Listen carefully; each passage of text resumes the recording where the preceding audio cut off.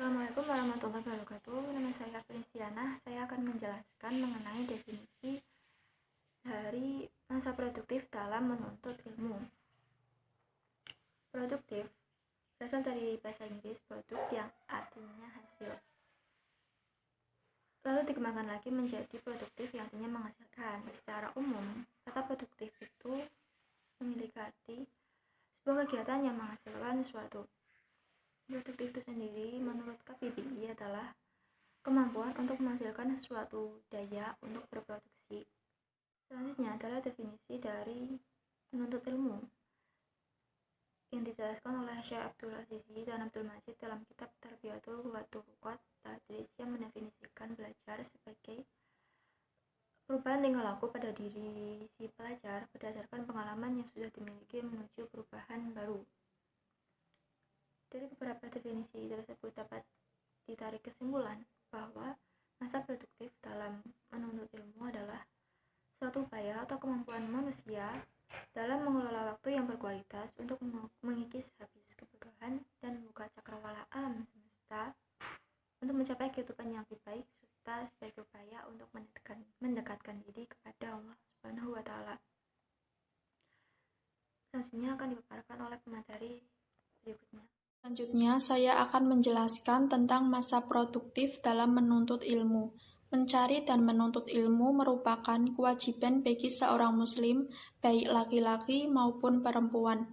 Rasulullah SAW menjadikan kegiatan menuntut ilmu dan pengetahuan yang dibutuhkan oleh kaum muslimin untuk menegakkan urusan-urusan agamanya sebagai kewajiban yang fardu ain bagi setiap muslim. Ilmu yang fardu ain yaitu ilmu yang setiap orang yang sudah berumur akil balik wajib mengamalkannya, yang mencakup ilmu akidah, mengerjakan perintah Allah, dan meninggalkan larangannya. Masa produktif menuntut ilmu adalah seumur hidup, sejak dilahirkan hingga masuk ke liang lahat. Adapun masa yang cemerlang untuk belajar adalah awal masa muda. Ada beberapa waktu yang menjadi kunci utama untuk memperoleh pembelajaran yang efektif. Imam Al-Khatib Al-Baghdadi merekomendasikan beberapa waktu dan tempat yang kondusif bagi para penuntut ilmu. Waktu yang pertama yaitu waktu sahur, sekitar sepertiga malam. Waktu ini sangat berharga dan memiliki banyak faedah. Yang kedua, pertengahan siang hari. Selain dimanfaatkan untuk mencari penghidupan bagi kalangan pekerja, waktu ini dapat digunakan untuk belajar. Yang ketiga, pagi hari. Tidak diragukan lagi mengapa para guru menganjurkan belajar di waktu ini, karena umumnya kondisi pikiran manusia di pagi hari masih fresh dan belum banyak digunakan untuk memikirkan sesuatu yang berat. Yang keempat, waktu malam. Yang kelima, ketika dalam keadaan lapar. Selanjutnya, ada beberapa tempat yang utama dan strategis digunakan untuk belajar. Yang pertama, di dalam kamar. Selain tertutup, juga terhindar dari berbagai suara yang hinggap ke telinga, sehingga membuat dirinya lebih fokus ketika belajar. Yang terakhir, tempat yang jauh dari hiburan, seperti jauh dari suara musik, televisi, dan ponsel.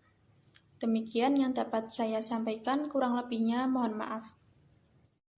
Assalamualaikum warahmatullahi wabarakatuh. Perkenalkan, nama saya Nailatul Ilmi, NIM 2119162.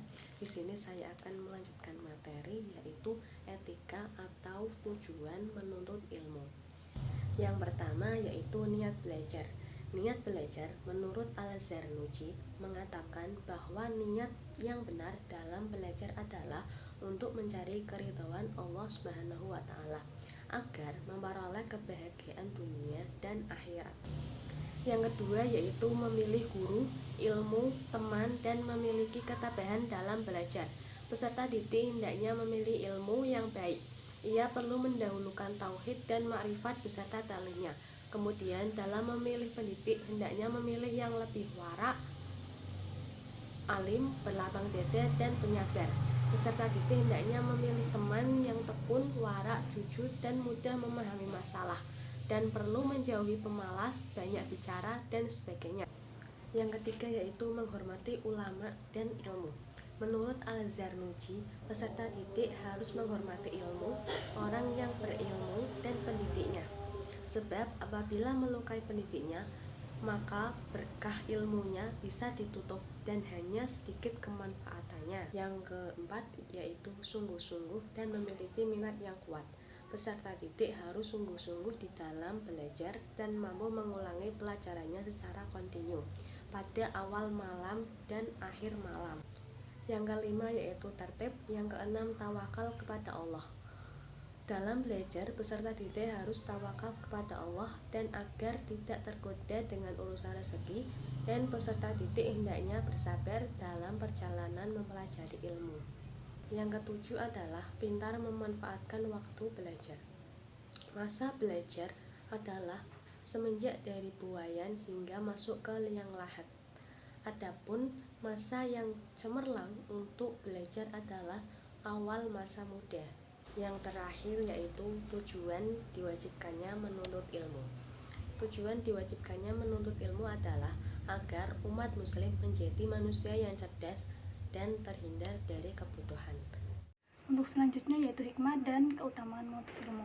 Hikmah untuk dalam menuntut ilmu itu sangat banyak, karena dengan ilmu kita bisa mengetahui dari sesuatu yang belum kita ketahui. Dengan ilmu kita bisa melakukan ibadah dan pekerjaan sesuai dengan tuntunan agama dengan baik, serta menjadi khalifah yang sesuai dengan tujuan Allah SWT dalam menciptakan manusia.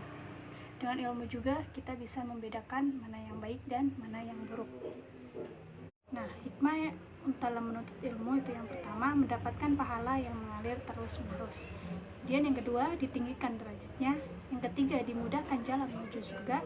Keempat, diluaskan pengetahuannya. Dan yang kelima, agar tidak dimurkai Allah SWT. Nah, dari hikmah tersebut juga terdapat beberapa keutamaan dalam menuntut ilmu. Keutamaannya ada yang pertama, ilmu akan mengangkat derajat seorang mukmin di atas hamba yang lainnya. Kemudian yang kedua, keutamaan seseorang yang berilmu dibandingkan dengan seseorang yang ahli ibadah. Yang ketiga, para malaikat akan membentangkan sayap rahmatnya kepada para penuntut ilmu. Dan yang keempat, orang yang menuntut ilmu akan didoakan semua makhluk. Yang kelima, akan dimudahkan Allah SWT untuk menuju jalan ke surganya. Yang keenam, pahala seorang yang berilmu atau ulama akan terus bermanfaat meskipun dan tidak akan terputus meskipun orang tersebut telah wafat. Ketujuh, orang yang menuntut ilmu pahalanya seperti orang yang berjihad. Dan yang terakhir, keutamaan orang yang berilmu itu bisa bermanfaat bagi sekitar.